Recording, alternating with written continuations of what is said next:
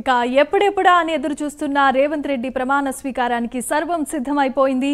LB స్టేడియంలో మొత్తం 3 వేదికలను ఏర్పాటు చేశారు. ప్రజా వేదికపై నుంచి రేవంత్ ప్రమాణ స్వీకారం చేయనున్నారు. ఇక తెలంగాణ సంప్రదాయం ఉట్టిపడేలా కార్యక్రమాలను అధికారులు ఏర్పాట్లు చేశారు. ఇప్పటికే ఎల్లా హోటల్ నుంచి ఎమ్మెల్యేలు ఎల్బీ స్టేడియానికి బయలుదేరారు. మరోవైపు కాంగ్రెస్ అగ్రనేతలు రాహుల్, ప్రియాంక, సోనియా గాంధీలతో పాటుగా AICC chief Mallikarjuna Kharge, Karnataka deputy CM DK శివకుమార్లు హైదరాబాద్కు చేరుకున్నారు. మరి కాసేపట్లో తాజా కృష్ణ నుంచి వాళ్లంతా ఎల్బీ స్టేడియంకు చేరుకున్నారు. వీరితో పాటు హిమాచల్ సీఎం సుఖ్వీందర్ సింగ్ ఇప్పటికే హైదరాబాద్ చేరుకోగా దేశవ్యాప్తంగా పీసీసీ చీఫ్లు, సీనియర్ కాంగ్రెస్ నేతలు రేవంత్ ప్రమాణ స్వీకారానికి హాజరు కానున్నారు.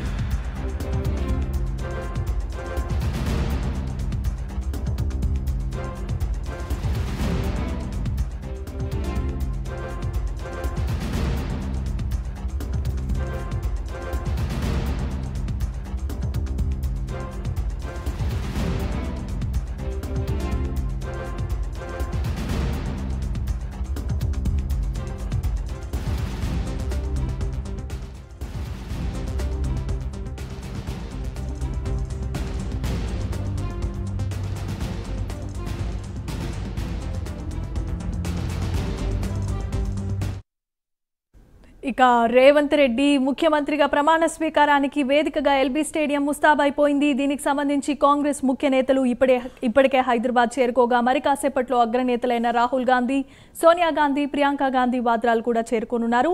ఇదే అంశానికి సంబంధించి మరిన్ని అప్డేట్స్ ను ఎల్బీ స్టేడియం దగ్గర నుంచి మా ప్రతినిధి చందు అందిస్తారు. Chandu, over to you. Jemimah, మరి కాసేపట్లో తెలంగాణ రాష్ట్ర రెండవ ముఖ్యమంత్రిగా రేవంత్ రెడ్డి ప్రమాణ స్వీకారం చేయబోతున్నారు. గవర్నర్ తమిళసై రేవంత్ రెడ్డితో ప్రమాణ స్వీకారం చేయబోతున్నారు. ఇప్పటికే ఎల్లా హోటల్ నుంచి ఎమ్మెల్యేలందరూ కూడా ఎల్బీ స్టేడియంకి బయలుదేరారు. ఇప్పటికే ఇక్కడ అన్ని ఏర్పాట్లు అయితే పూర్తయి పెద్ద ఎత్తున కాంగ్రెస్ పార్టీ కార్యకర్తలంతా కూడా ఎల్బీ స్టేడియంకి చేరుకుంటున్నారు. ప్రస్తుతం మనతో మాట్లాడేందుకు ఉస్మానియా విద్యార్థి ఉద్యమ నేత, అదేవిధంగా ప్రస్తుత కాంగ్రెస్ పార్టీ నేత బాలలక్ష్మి మనతో ఉన్నారు. బాలలక్ష్మి గారు, చెప్పండి, 9.5 ఏళ్ల బీఆర్ఎస్ ప్రభుత్వ పాలన తర్వాత ఇలా ప్రజాప్రభుత్వం ఏర్పడుతుంది, ఎలా ఫీల్ అవుతున్నారు? ఖచ్చితంగా, ఎందుకంటే తెలంగాణ రాష్ట్ర ప్రజలందరూ కూడా ఎంతో ఆశగా ఎదురు చూసినటువంటి తరుణం ఇది. ఎందుకంటే మేము ఉస్మానియా యూనివర్సిటీ విద్యార్థులుగా తెలంగాణ ఉద్యమంలో పాల్గొన్న తర్వాత మీద గౌరవంతో కాంగ్రెస్ పార్టీలో జాయిన్ అయినాం. నాటి నుంచి నేటి వరకు మొక్కవోని దీక్షతో ప్రజల్లో ఉండి కొట్లాడినాం. ఇలా కేసీఆర్ ప్రభుత్వం అంటే ఆయనే తెలంగాణ ఇచ్చిన సోనియమ్మను పక్కన పెట్టి కేసీఆర్ గారికి పట్టం కట్టింది. తెలంగాణ సమాజం పట్టం కడితే ఆయన చేసింది ఏంది? ఆయన ఫామ్ హౌజులు నిర్మించుకున్నాడు. ఆయన బిడ్డకు బుర్జ్ ఖలీఫాలో ఫ్లాట్ వచ్చింది, వాళ్ళకు ప్రత్యేక విమానాలు వచ్చినాయి, వాళ్ళకు లక్షల ఎకరాల భూములు సంపాదించుకున్నారు, ఆస్తులు సంపాదించుకున్నారు. తెలంగాణని అప్పుల రాష్ట్రంగా మార్చారు తప్ప అభివృద్ధి దిశగా నడిపింది లేదు. ఇలా దళిత బంధు, ఇవాళ రైతు బంధులో జరిగిన మోసాలు కావచ్చు, కాళేశ్వరం ప్రాజెక్టులో జరిగిన మోసాలు కావచ్చు, నిరుద్యోగులకు చేసినటువంటి ద్రోహం కావచ్చు, ఇటువంటివన్నీ కూడా తెలంగాణ సమాజం గుర్తించింది కాబట్టి పేదల ప్రభుత్వం అంటే ఇలా మన కాంగ్రెస్ ప్రభుత్వమే అనేటువంటి విధంగా వాళ్ళు ఆలోచించారు కాబట్టి ఇలా ప్రజలు కాంగ్రెస్ పార్టీకి పట్టం కట్టినటువంటి పరిస్థితి. బీఆర్ఎస్ ప్రభుత్వం ఉన్న 9.5 ఏళ్ల పాలనలో నిరుద్యోగులకు, ముఖ్యంగా నిరుద్యోగులు ఉద్యోగాలు ఇవ్వలేదనేటువంటి ట్యాగ్ లైన్ మీదనే కాంగ్రెస్ పార్టీ పోరాటం చేసింది. మీరంతా కూడా పోరాటం చేశారు, ఉస్మానియా యూనివర్సిటీలో పోరాటాలు చేశారు. ఇప్పుడు అది నిజంగా నిరుద్యోగులకు ఈ ప్రభుత్వం ఉద్యోగ అవకాశాలు కల్పిస్తుందని మీరు అనుకుంటున్నారు? ఖచ్చితంగా, ఎందుకంటే మేము మేనిఫెస్టోలోనే ఉద్యోగ క్యాలెండర్ ఇచ్చినాం. మనం నిరుద్యోగులకు సంబంధించి జాబ్ క్యాలెండర్ ఇచ్చినాం. వాళ్ళు మేనిఫెస్టోలో కనీసం ఉద్యోగులకు సంబంధించి ఒక మాట కూడా మాట్లాడలేదు. చెల్లె ప్రవల్లిక చచ్చిపోతే కూడా లవ్ అఫేర్ అని చెప్పేసి ఆమెను బద్నాం చేసిండ్రు. 10 వద్దులు వెళ్ళక ముందుకే వాళ్ళ అమ్మని నాయనని ఇక్కడికి పిలిపించుకున్నారు.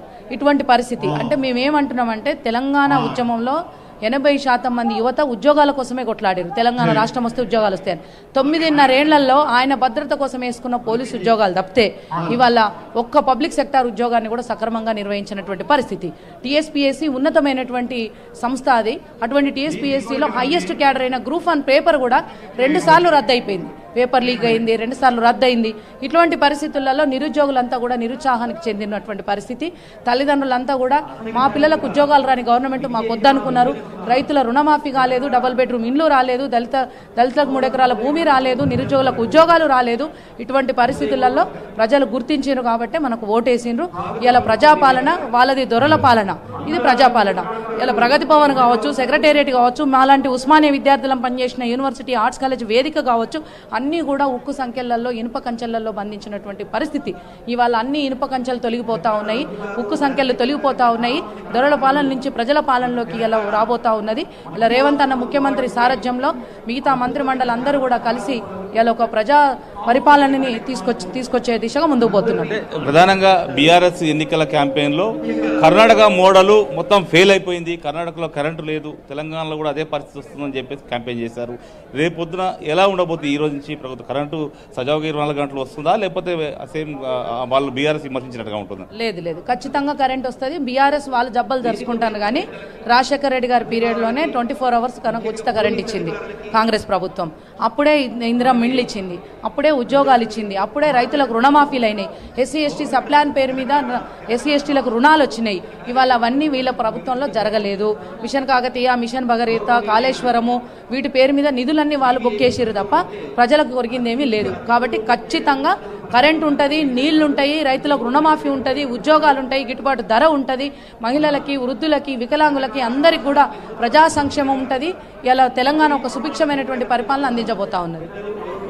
చూసినట్టయితే మొత్తం ప్రజాప్రభుత్వం, కాంగ్రెస్ ప్రభుత్వం ప్రజాప్రభుత్వం. ఖచ్చితంగా ఈ ప్రజాప్రభుత్వంలో అన్ని హామీలు నెరవేరితే ఖచ్చితంగా నిరుద్యోగులకు ఉద్యోగ అవకాశాలు కల్పిస్తారు, రైతు బంధు లాంటి పథకాలు సజావుగా కొనసాగుతాయని చెప్పి కూడా బాలలక్ష్మి చెప్తున్నారు. మొత్తంగా చూసినట్టయితే ఇప్పటికే మనం చూడొచ్చు, స్టేడియం అంతా కూడా కాంగ్రెస్ కార్యకర్తలు అయితే చేరుకున్నారు. ప్రత్యేక గ్యాలరీలు ఏర్పాటు చేశారు, మొత్తం ఎల్ఈడి స్క్రీన్స్ ఏర్పాటు చేశారు. ఇప్పటికి వచ్చేపటి క్రితమే సిఎస్ శాంతికుమారి, అదేవిధంగా డీజీపీ రవి గుప్తా కూడా ఇక్కడ చేరుకొని ఏర్పాట్లని కూడా పర్యవేక్షిస్తున్నారు. ముఖ్యంగా బందోబస్తు అంతా కూడా పర్యవేక్షిస్తున్నారు. ఇక్కడికి వచ్చిన వాళ్ళందరూ కూడా వాలంటీర్ల వ్యవస్థ అయితే ఇక్కడ ఉంది. వాళ్ళందరూ కూడా ఇక్కడ ఉన్న వాళ్ళందరికీ మజ్జిగ ప్యాకెట్లు, అన్ని వాటర్ ప్యాకెట్స్ అన్ని కూడా బాటిల్స్ కూడా అందిస్తున్నారు. మొత్తంగా చూసినట్టయితే 1:04 రేవంత్ రెడ్డి ప్రమాణ స్వీకార కార్యక్రమం ఉంటుంది. 11 మంది మంత్రులు ఈరోజు ప్రమాణ స్వీకారం చేయబోతున్నారు. వారితో గవర్నర్ తమిళిసై ప్రమాణ స్వీకారం చేయిస్తారు. ఈ కార్యక్రమానికి ఇప్పటికే సోనియా గాంధీ, రాహుల్ గాంధీ, ప్రియాంక గాంధీ కూడా హైదరాబాద్కు చేరుకున్నారు. ముఖ్యంగా ఏఐసిసి పెద్దలంతా కూడా చేరుకుంటారు. ముఖ్యంగా చిదంబరం లాంటి నేతలు, ఆనాటి తెలంగాణ ఉద్యమం కోసం, తెలంగాణ కోసం కృషి చేసినటువంటి నేతలంతా, కాంగ్రెస్ నేతలంతా కూడా ఇక్కడికి చేరుకోబోతున్నారు. మొత్తంగా చూసినట్టయితే ఇప్పటికీ ఒక పండుగ వాతావరణం అయితే ఎల్బీ స్టేడియంలో కనిపిస్తూ ఉంది. ఎందుకంటే దాదాపు 10 సంవత్సరాల తర్వాత కాంగ్రెస్ ప్రభుత్వం అధికారంలోకి వచ్చింది. ఉమ్మడి రాష్ట్రంలో మాత్రమే అధికారంలో ఉన్నటువంటి ప్రభుత్వ కాంగ్రెస్ 10 సంవత్సరాల బీఆర్ఎస్ పాలన తర్వాత ఈరోజు మళ్ళీ కాంగ్రెస్ ప్రభుత్వం ఏర్పడుతున్న తరుణంలో కార్యకర్తలంతా కూడా చాలా ఆనందం వ్యక్తం చేస్తున్నారు. చాలా కోలాహలం అయితే ఎల్బీ స్టేడియంలో కనిపిస్తూ ఉంది. 2004లో ఉమ్మడి రాష్ట్రంలో ఇదే ఎల్బీ స్టేడియం నుంచి వైఎస్ రాజశేఖర రెడ్డి ప్రమాణ స్వీకారం చేశారు. మళ్ళీ ఇన్ని సంవత్సరాల తర్వాత మళ్ళీ రేవంత్ రెడ్డి ఎల్బీ స్టేడియంలో ప్రమాణ స్వీకార కార్యక్రమాన్ని ఈరోజు చేయబోతున్నారు. మొత్తంగా చూసినట్టే కాంగ్రెస్ శ్రేణుల్లో మాత్రం చాలా జోష్ అయితే ప్రస్తుతం కనిపిస్తూ ఉంది. ఇప్పటికే 11 మంది మంత్రుల పేర్లు కూడా మనకు బయటకు వచ్చాయి. ముఖ్యంగా ఖమ్మం జిల్లా నుంచి తుమ్మల నాగేశ్వరరావు, పొంగులేటి శ్రీనివాసరెడ్డి, డిప్యూటీ సీఎంగా బట్టి విక్రమార్క ఉండబోతున్నారు. అదేవిధంగా నల్గొండ నుంచి కోమటిరెడ్డి వెంకటరెడ్డి, అదేవిధంగా ఉత్తమ్ కుమార్ రెడ్డి, మహబూబ్ నగర్ నుంచి జూపల్లి కృష్ణారావు, కరీంనగర్ నుంచి రుద్దిల్ల శ్రీధర్ బాబు, అదేవిధంగా పొన్నం ప్రభాకర్ గౌడ్, అదేవిధంగా వరంగల్ జిల్లా సంబంధించి సీతక్క, కొండా సురేఖకు మంత్రివర్గం ఛాన్స్ కల్పించారు. మెదక్ నుంచి దామోదర రాజనరసింహకు ఛాన్స్ కల్పించారు. మొత్తంగా చూసినట్టయితే క్యాబినెట్ కూర్పు చూస్తే మాత్రం ఖచ్చితంగా సీనియర్లకు పెద్దపీట వేశారు, ఎక్స్పీరియన్స్ కి పెద్దపీట వేసినట్టుగా కనిపిస్తుంది. ఎందుకంటే ఈ కాంగ్రెస్ పార్టీ మేనిఫెస్టోలో పెట్టినటువంటి అంశాలు ఏవైతే ఉన్నాయో వాటన్నా అమలు చేయాలంటే కొంత క్యాబినెట్ కూడా చాలా స్ట్రాంగ్ గా ఉండాలి. ఖచ్చితంగా సీనియర్లు ఉంటేనే కొంత మేధోమదనం చేయొచ్చు. సీనియర్లతోనైతేనే క్యాబినెట్ మనకు రాష్ట్ర ప్రజలకు మేలు జరుగుతుంది అనేటువంటి అంశాన్ని దృష్టిలో పెట్టుకునే ఈ రోజు క్యాబినెట్ కూడా చాలా సీనియర్లతోనే నింపేశారు.